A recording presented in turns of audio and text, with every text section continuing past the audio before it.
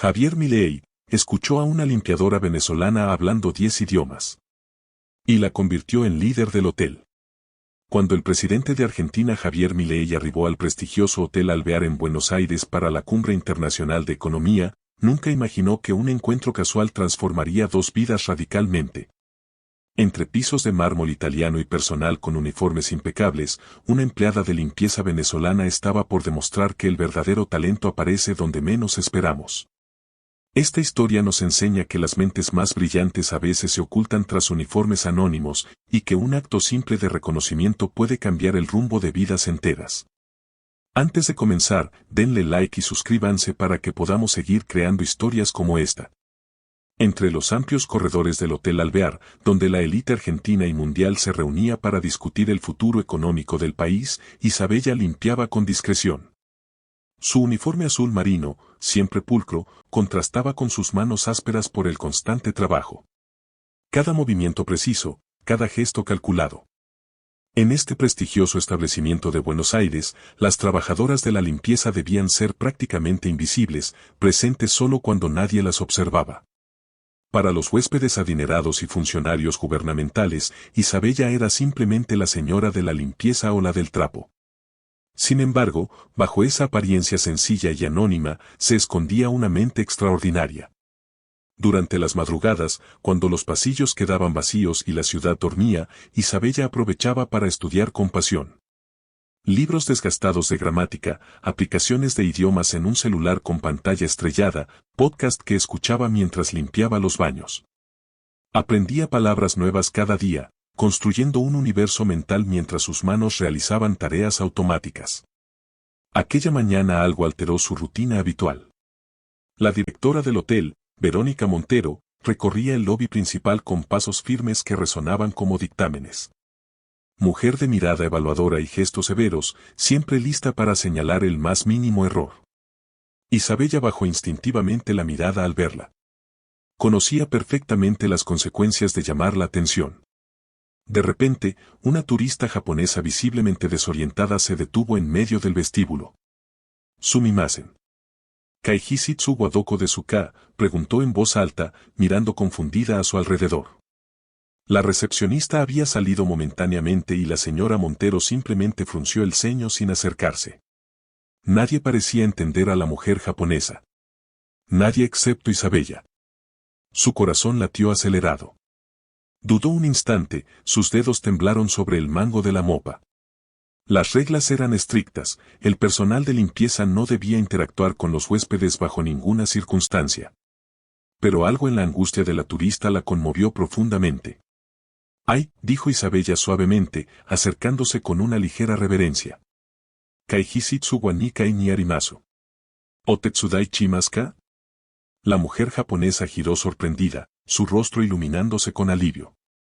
«Arigat gozaimasu», exclamó, agradeciendo la ayuda inesperada. De pronto el vestíbulo quedó en completo silencio. La voz tranquila de Isabella fluía con naturalidad en un japonés perfecto, explicando cómo llegar a la sala de conferencias con gestos respetuosos y palabras precisas. Cuando terminó, la turista le agradeció con una inclinación y se alejó satisfecha. Fue entonces cuando Isabella lo sintió. Una presencia detrás suyo. Giró lentamente y se encontró con él. Javier Milei, el presidente de Argentina, acababa de salir de uno de los salones privados. Alto, con su característica melena despeinada y traje negro impecable, observaba la escena con una mezcla de curiosidad y asombro. «¿Usted habla japonés?», preguntó Milei, rompiendo el silencio con voz firme pero serena. Verónica Montero se aproximó de inmediato. «Disculpe, señor presidente, esta empleada no debió entrometerse. Me encargaré personalmente». Milei levantó una mano, interrumpiéndola sin palabras. Sus ojos analíticos seguían fijos en Isabella. «¿Cuántos idiomas habla?», preguntó directamente. Isabella tragó saliva, dudó un instante, pero algo en la mirada intensa del presidente la hizo sentirse segura. 10, respondió con voz clara pero humilde. Un silencio espeso invadió el vestíbulo. 10 idiomas. 2 palabras que cayeron como una revelación inesperada. Verónica Montero parpadeó desconcertada antes de recuperar su gesto autoritario. Seguramente se refiere a algunas frases básicas, señor presidente. A veces el personal exagera para impresionar. Isabella no bajó la mirada. No era una persona altiva, pero ese día algo había cambiado dentro de ella. Puedo demostrarlo si lo desea, ofreció con serenidad. Milei entrecerró los ojos, intrigado. ¿En qué idiomas puede comunicarse?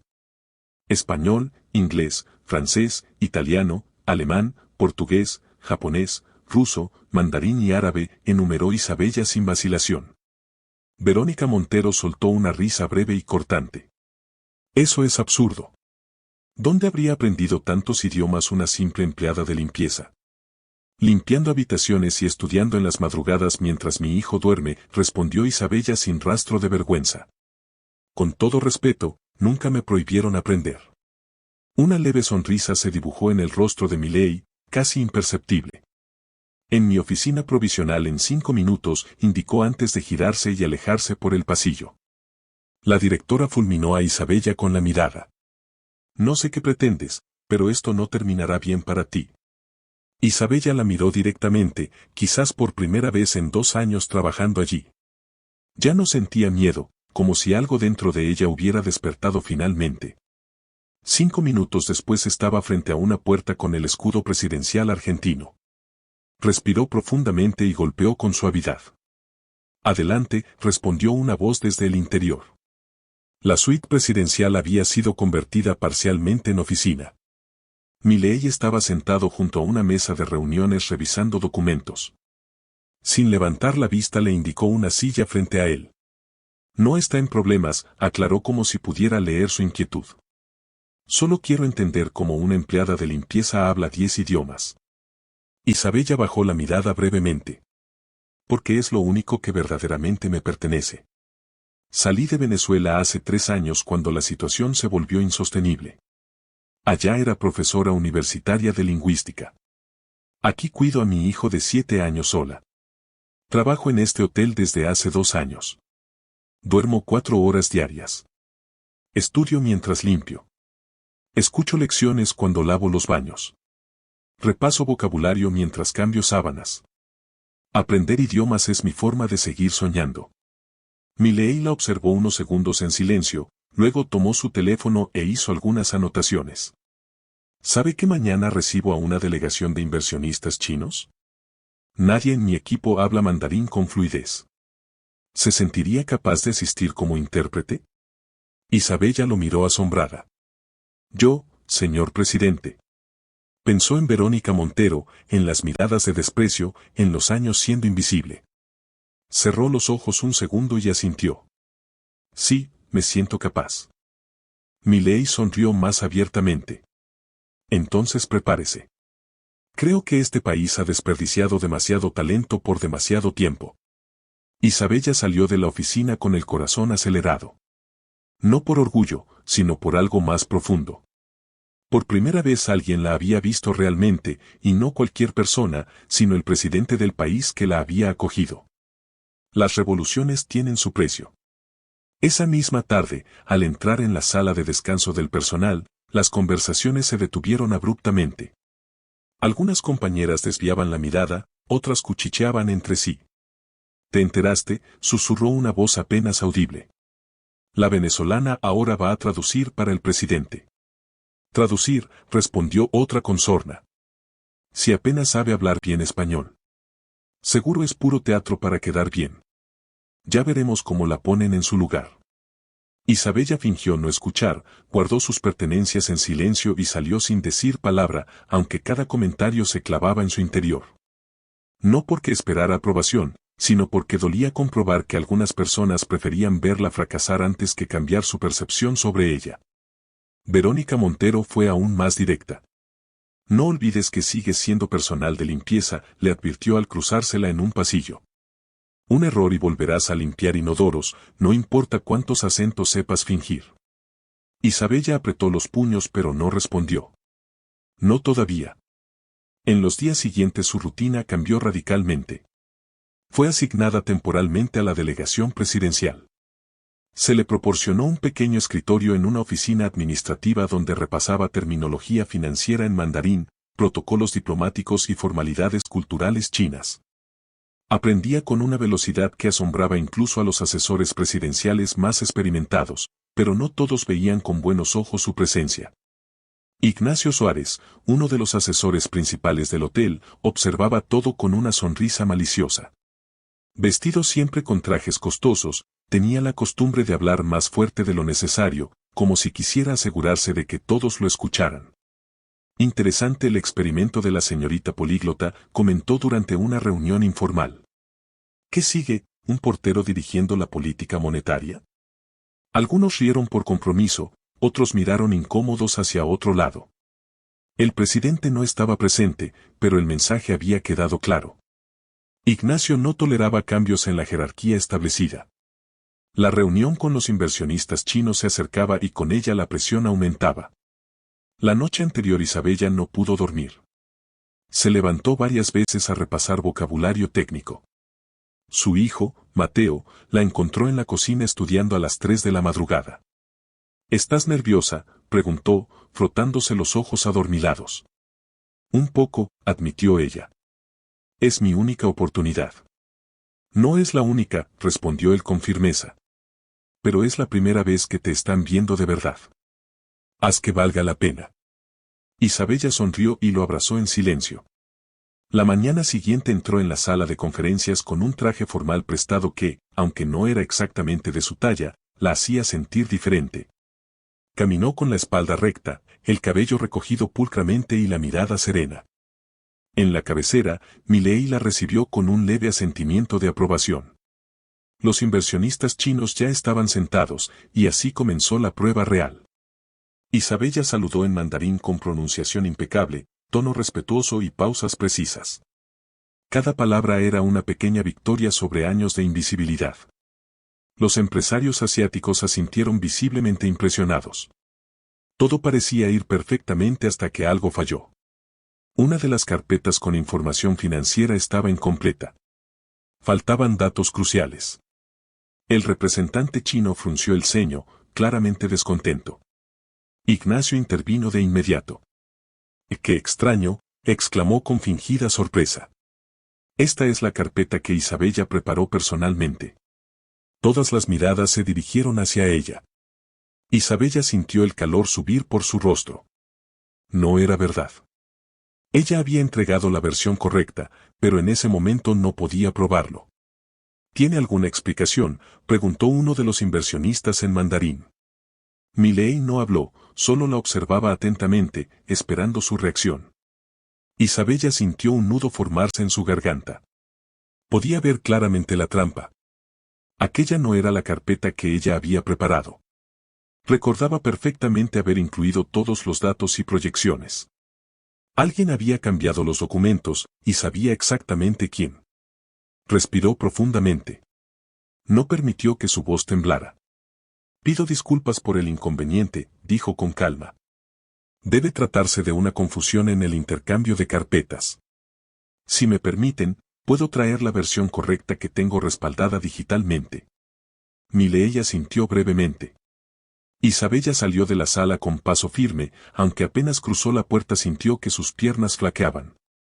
No se permitió detenerse. Fue directamente al escritorio que le habían asignado, encontró los archivos correctos, los imprimió y en menos de 5 minutos estaba de vuelta. Colocó las carpetas completas frente a cada inversionista con una leve reverencia al entregarlas. Los empresarios revisaron los documentos, intercambiaron miradas y finalmente asintieron con aprobación. Ignacio palideció visiblemente, su sonrisa desvaneciéndose. Al parecer, dijo Milei sin alzar la voz, alguien quiso precipitar conclusiones antes de tiempo. Su mirada se cruzó brevemente con la de Ignacio, que se removió incómodo en su asiento. La reunión continuó sin más contratiempos.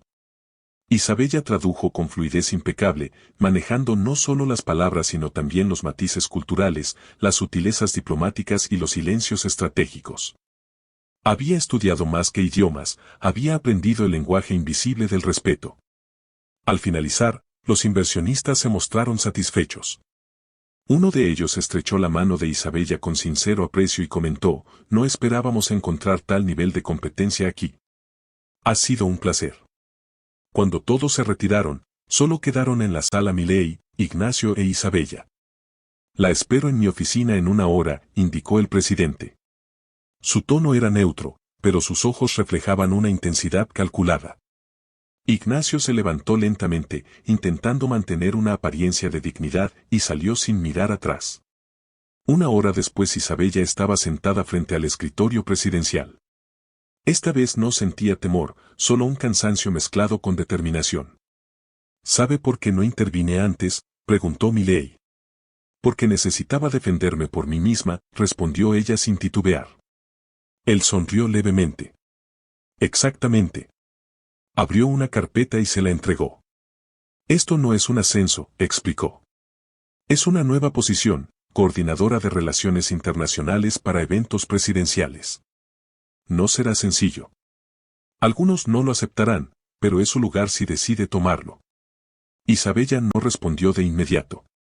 Miró la carpeta y luego alzó la vista. No vine aquí a pedir permiso para ser quien soy. Entonces comienza mañana. Cuando salió de la oficina, los pasillos del hotel le parecieron diferentes, no porque hubieran cambiado, sino porque ella ya no caminaba como antes, no más con pasos tímidos, no más con la mirada baja. Sin embargo, en las sombras, otros ojos ya planeaban nuevas formas de hacerla tropezar. Durante las primeras semanas en su nuevo cargo, Isabella experimentó una realidad contradictoria. Por un lado recibía saludos corteses de personas que antes ni siquiera notaban su existencia. Por otro, sentía la desconfianza y el resentimiento afilándose tras cada sonrisa forzada. Su nueva oficina estaba situada cerca del área ejecutiva, con vista al vestíbulo principal. Allí coordinaba comunicaciones internacionales, preparaba informes en varios idiomas y gestionaba la logística para visitantes extranjeros. Pero no todo funcionaba tan fluidamente como los documentos que redactaba. Un día al llegar, encontró su computadora bloqueada. Error de contraseña, indicaba la pantalla. Lo intentó nuevamente, y otra vez, hasta que el sistema quedó completamente inutilizado. Acudió al departamento de tecnología. Nadie solicitó cambiar tu clave, respondieron con indiferencia. Podemos rastrear quién lo hizo. Un silencio incómodo. Te avisaremos. Nunca lo hicieron. Esa misma semana fue convocada a una reunión importante con representantes de una embajada europea. Cuando llegó puntualmente al salón designado, la puerta ya estaba cerrada. ¿La reunión?, preguntó al asistente que pasaba. Me informaron que no estabas disponible, respondió sin detenerse. ¿Quién dijo eso? Verónica Montero. No hubo disculpas ni explicaciones, solo una nueva barrera invisible que la separaba del lugar que supuestamente había ganado. Esa noche, en su modesto apartamento en un barrio de clase media de Buenos Aires, el agotamiento se desbordó en forma de lágrimas silenciosas. Mateo apareció con un vaso de agua fresca. ¿Sabes lo que haces cada vez que regresas aquí?, preguntó sentándose junto a ella. Isabella negó con la cabeza, demasiado cansada para hablar. Me recuerdas que no tenemos que ser invisibles, que valemos, que no importa si nos miran con desprecio. Tú estás abriendo camino para mí, para ti misma. Isabella sonrió con los ojos húmedos. A veces me siento tan sola allá dentro. No estás sola, solo estás brillando demasiado. Al día siguiente, Verónica Montero la esperaba en la entrada de su oficina. El señor Suárez quiere verte en la sala 4. Es urgente. Isabella acudió inmediatamente. Al entrar, Ignacio estaba de pie frente a una pantalla mostrando cifras y proyecciones. Necesito que traduzcas esto para el informe a los emiratíes, ordenó sin mirarla siquiera.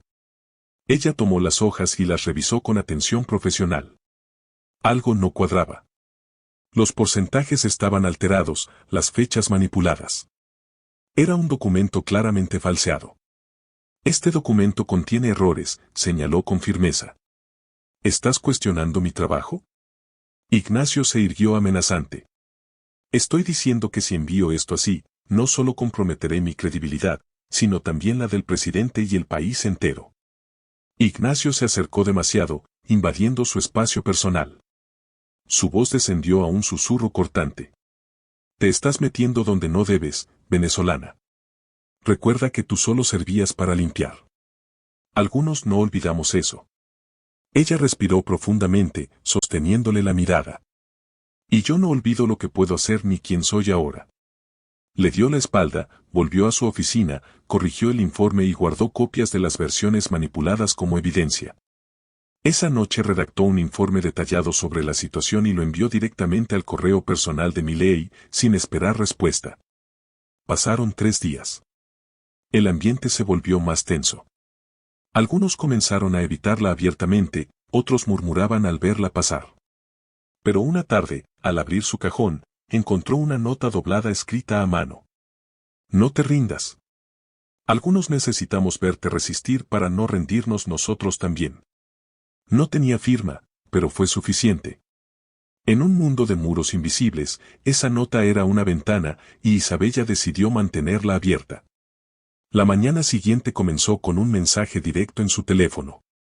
Era del asistente personal de Milei: el presidente solicita su presencia hoy a las 17 en Casa Rosada. No decía más, pero decía todo. Durante el día, Isabella mantuvo la compostura, aunque percibía que algo importante estaba por suceder. Las miradas que recibía eran diferentes, como si algunos ya supieran algo que ella aún desconocía. Verónica Montero, en cambio, parecía inusualmente confiada. Día de evaluaciones, comentó con una sonrisa tensa al cruzarse en el pasillo. Espero que estés preparada para rendir cuentas. Isabella no respondió. Había aprendido que a veces el silencio era más poderoso que cualquier palabra. A las 5 en punto, el auto oficial la recogió en el hotel. 20 minutos después entraba por primera vez a Casa Rosada. La condujeron a una sala de reuniones donde Milei la esperaba solo, revisando documentos. Siéntese, indicó él sin levantar la vista. Isabella obedeció, manteniendo la espalda recta y las manos quietas sobre su regazo. Milei la observó unos segundos, como evaluándola. ¿Sabe por qué está aquí? Ella negó con la cabeza. El presidente abrió una carpeta y extrajo 2 documentos. Uno era el informe manipulado que Ignacio había intentado enviar. El otro, el que Isabella había corregido. Hizo lo correcto, afirmó él. Isabella asintió levemente. Sabía que podía costarme el puesto, y aún así lo hice, porque no vine a ser decorativa. No soy una máscara. Milei sonrió apenas. Me alegra escucharlo, porque no todos tienen el valor de ser coherentes en este país. Se levantó y caminó hacia la ventana, contemplando la Plaza de Mayo que comenzaba a encender sus luces. Durante demasiado tiempo, continuó, este país ha premiado la obediencia disfrazada de eficiencia. Pero usted rompió esa lógica con algo que nadie esperaba, talento real combinado con integridad. Se volvió hacia ella. Estoy investigando a Suárez. No oficialmente aún, pero sus documentos, su actitud, sus decisiones han llamado la atención de personas importantes. ¿De quién más?, preguntó ella sin alzar la voz. De personas que no siempre se muestran. Inversionistas, diplomáticos, gente que quiere un nuevo rostro para Argentina. Uno que hable más que 10 idiomas, que hable con honestidad. Isabella permaneció en silencio. ¿Y Verónica Montero?, preguntó finalmente. Esa pieza es más compleja. Está protegida, pero ya no por mí. Hubo un largo silencio. Luego Milei se acercó y le entregó una pequeña llave USB. Aquí está el acceso a los archivos confidenciales del hotel. Nadie ha revisado eso en años, pero usted quizás encuentre lo que necesitamos para exponer todo lo que ha sido ocultado. Isabella tomó el dispositivo. Pesaba más de lo que parecía. ¿Por qué yo? Porque nadie la esperaba. Y a veces la única forma de cambiar un sistema es que aparezca alguien que no tenga miedo de empezar desde abajo. Esa noche, Isabella accedió a los archivos desde su pequeño apartamento. Revisó documentos, contratos, reportes financieros, correos archivados. Horas pasaron hasta que encontró lo que buscaba, un registro con membrete del Departamento de Contabilidad, fechado 3 años atrás, firmado por Verónica Montero e Ignacio Suárez. Eran facturas duplicadas, pagos desviados, proveedores fantasma. Sostuvo la evidencia entre sus manos temblorosas. Era frágil, digital, pero contenía una verdad que podía derrumbar carreras enteras. Sabía que si presentaba esos documentos, las consecuencias serían enormes. Ignacio y Verónica no caerían en silencio. Harían todo lo posible por destruirla. La pintarían como una oportunista, una extranjera entrometida, una traidora sin lealtad. Y si eso fallaba, podrían hacer algo peor. A Isabella le tembló el pulso, no por miedo, sino por todo lo que tenía que proteger, su hijo, su modesto apartamento, la frágil estabilidad que tanto esfuerzo le había costado construir en un país que no era el suyo. Guardó copias encriptadas de los documentos en 3 lugares diferentes y apagó la computadora. Esa noche el ambiente en casa era distinto. Mateo terminaba un proyecto de ciencias para la escuela. Isabella lo observó en silencio, como memorizando cada detalle de esa escena cotidiana. ¿Qué pasa, mamá?, preguntó Mateo sin levantar la vista de su trabajo. Ella se sentó frente a él. Hoy encontré algo importante en mi trabajo. ¿Algo bueno?, preguntó Mateo, ahora sí mirándola directamente. Algo difícil. ¿Vas a meterte en problemas? El silencio envolvió a los dos. Luego Mateo se acercó, le tomó la mano y le dijo con una madurez impropia de sus 7 años. Mi abuela en Venezuela siempre decía que cuando encuentras algo que duele, tienes 2 opciones, taparlo o sanarlo. Pero taparlo nunca lo hace desaparecer. Isabella cerró los ojos. Las palabras de su pequeño hijo la golpearon como una verdad inevitable. Al día siguiente regresó al hotel con determinación renovada, pero no lo hizo desprotegida. Antes de salir, envió copias de los documentos a una dirección segura que solo una persona conocía, Javier Milei. No añadió explicaciones, solo los archivos. Al llegar al hotel actuó con normalidad.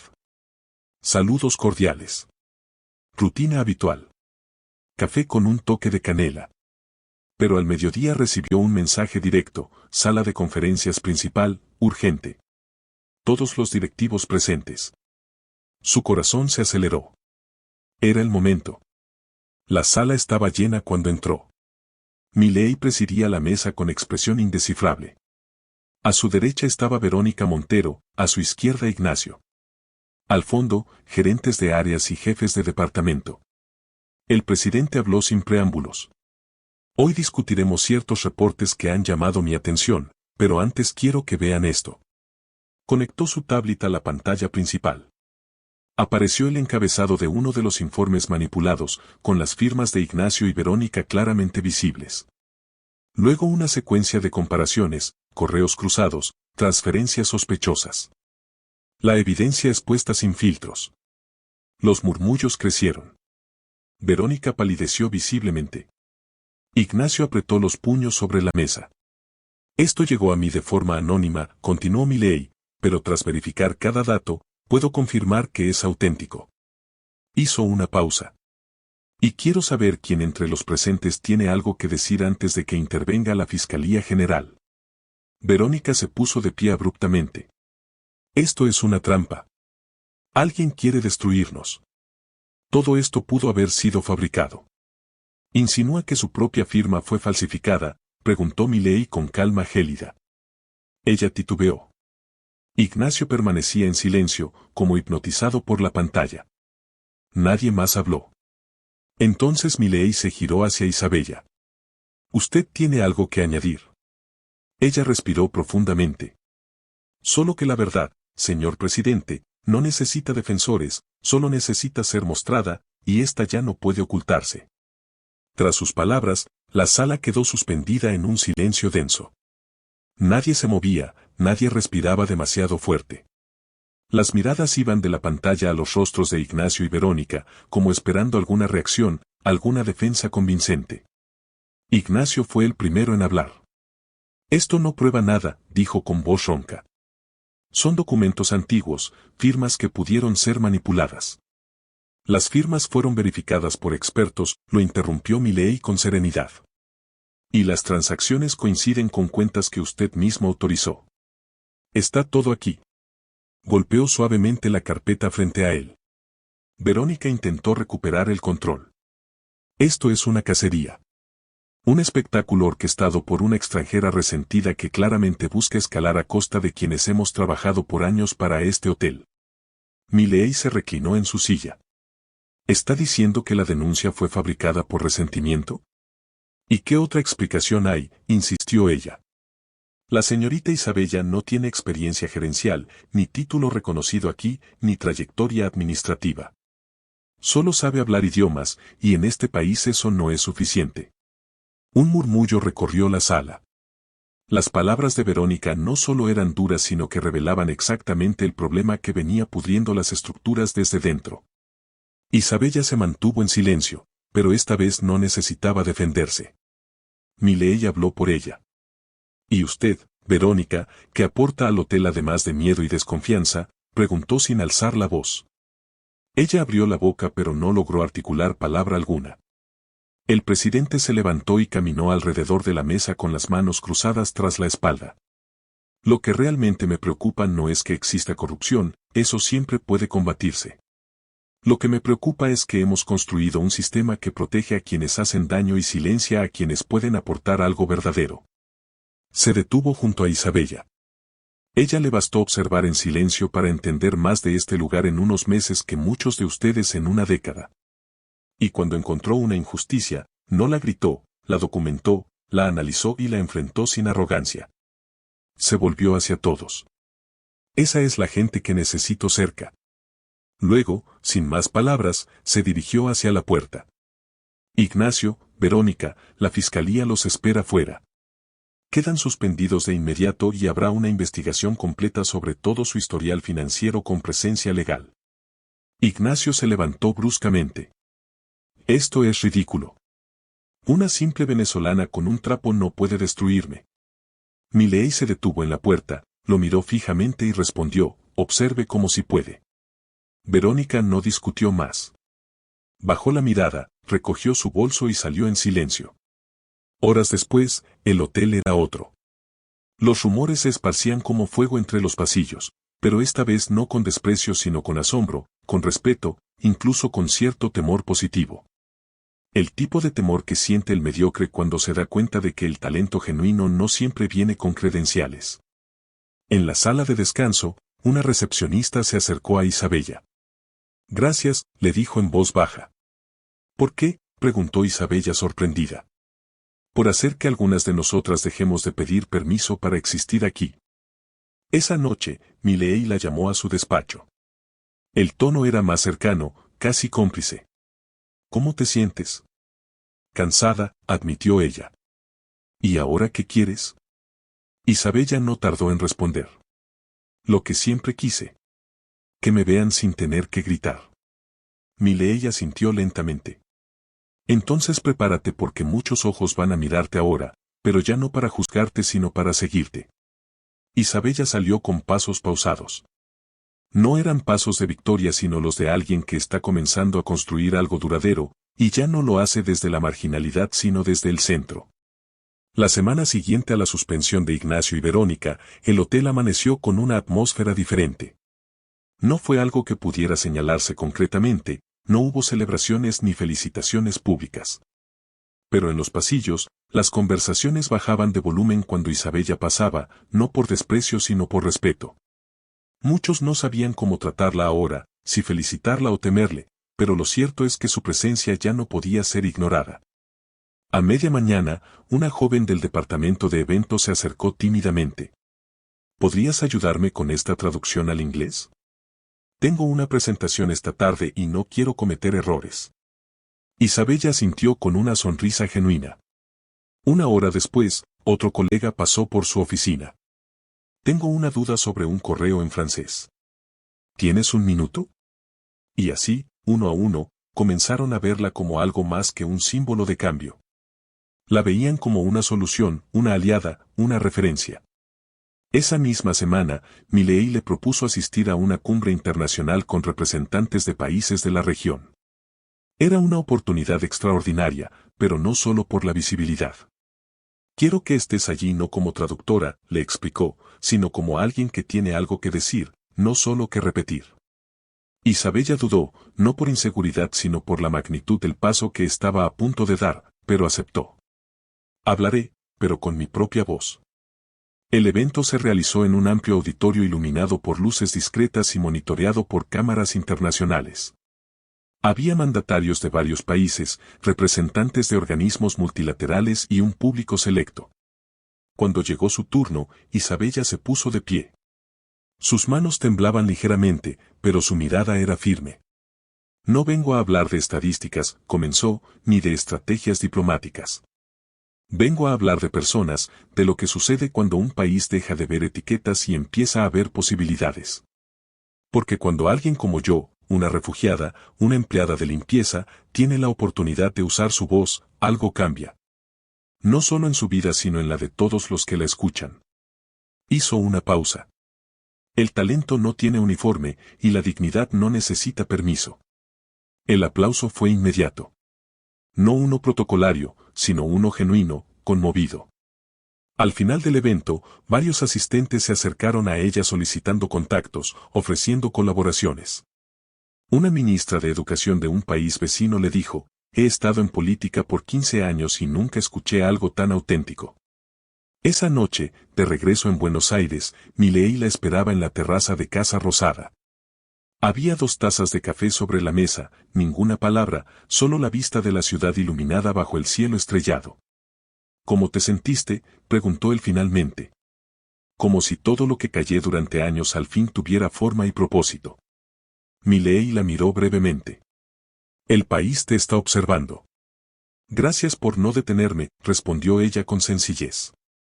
Hubo un silencio cómodo entre ambos, de esos que solo comparten quienes han atravesado la misma tormenta desde orillas diferentes. ¿Y ahora qué sigue?, preguntó él. Isabella sonrió. Ahora quiero ayudar a otros a ser escuchados, no solo en el hotel, en todo el país. Milei se levantó, tomó su taza vacía y antes de entrar dijo, entonces prepárate porque estás a punto de hacer más ruido del que imaginas. Ella se quedó un momento más en la terraza, no con la espalda erguida por orgullo, sino con el alma en paz. Porque finalmente entendía que haber sido invisible durante tanto tiempo era lo que le había enseñado a mirar mejor a los demás. Semanas después recibió una notificación oficial, convocatoria. Reunión del gabinete ampliado. Tema, proyectos de inclusión social y detección de talentos migrantes. Participación solicitada, Isabella Márquez. Era la primera vez que su nombre aparecía en una situación gubernamental de alto nivel, no como personal de apoyo, sino como voz principal. Durante días preparó su presentación meticulosamente. No quería impresionar con retórica vacía sino proponer soluciones concretas, reforma del sistema de becas nacionales, programas de capacitación en comunidades marginadas, incentivos para la educación técnica y, sobre todo, un nuevo criterio para reconocer el talento humano más allá de los títulos que se posean. Milei no le exigió nada, solo la escuchó cuando ensayó repetidamente en la oficina que ahora ocupaba en Casa Rosada. Lo único que debes recordar, le aconsejó antes de la reunión, es que quienes más necesitan escucharte probablemente serán los que más se resistan. Ella asintió. No vine a complacer. Vine a transformar. El salón estaba repleto. A un lado, ministros y secretarios de Estado, directores de instituciones autónomas, asesores, al otro, representantes de sectores sociales, desde campesinos hasta empresarios. El ambiente era expectante, casi tenso. Muchos aún no sabían qué pensar de Isabella. Para algunos representaba esperanza, para otros una amenaza al orden establecido. Cuando se levantó para hablar, su voz sonó clara y decidida. No estoy aquí por un cargo ni por protagonismo personal. Estoy aquí porque represento a miles que han sido silenciados sistemáticamente, porque sé lo que significa dar el máximo y recibir el mínimo, y porque creo que Argentina puede ser más justa sin dejar de ser próspera. El silencio en la sala era absoluto. Hace un año yo limpiaba habitaciones en un hotel. Hoy dirijo una Secretaría Nacional. No es mi historia lo importante, sino lo que representa, que cada país está desperdiciando tesoros humanos solo porque no sabe mirar donde debe. El aplauso fue estremecedor. No uno diplomático, sino uno que nacía del reconocimiento de una verdad universal. Esa noche en su habitación de hotel en Ginebra, Isabella recibió un mensaje de Milei, el país te está viendo y el mundo también. Sigue hablando. Sonrió, guardó el teléfono y se acercó a la ventana. Ginebra brillaba bajo la noche, tan diferente a Buenos Aires y sin embargo tan similar en lo esencial, llena de personas esperando ser realmente vistas. Isabella tocó el cristal con la punta de los dedos, como si pudiera alcanzar a cada una de esas luces distantes. Ya no era la mujer invisible que fregaba pisos en silencio. Ahora era un puente, un canal, un amplificador para voces como la suya. Y mientras contemplaba aquella ciudad extranjera, supo con certeza que su verdadero trabajo apenas comenzaba, porque el talento no necesita permiso para existir, solo una oportunidad para brillar. Y ella, que había limpiado habitaciones ajenas durante años, ahora abría puertas para que otros pudieran entrar. Y así llegamos al final de esta historia. Quiero agradecerte de corazón por acompañarme hasta aquí, por dedicar tu tiempo y atención a este contenido. Cada like, cada comentario y cada suscripción significan mucho para mí y son el motor que me impulsa a seguir creando. Si te gustó este video, no olvides darle like, suscribirte si aún no lo has hecho y activar la campanita para no perderte ningún contenido nuevo. Tu apoyo es invaluable. Antes de despedirme, quiero recordarte que detrás de cada video hay horas de trabajo, pasión y dedicación. Así que, si este contenido te gustó, compártelo con alguien más y ayúdame a llegar a más personas. Gracias nuevamente por estar aquí, por ser parte de esta comunidad. Nos vemos en el próximo video.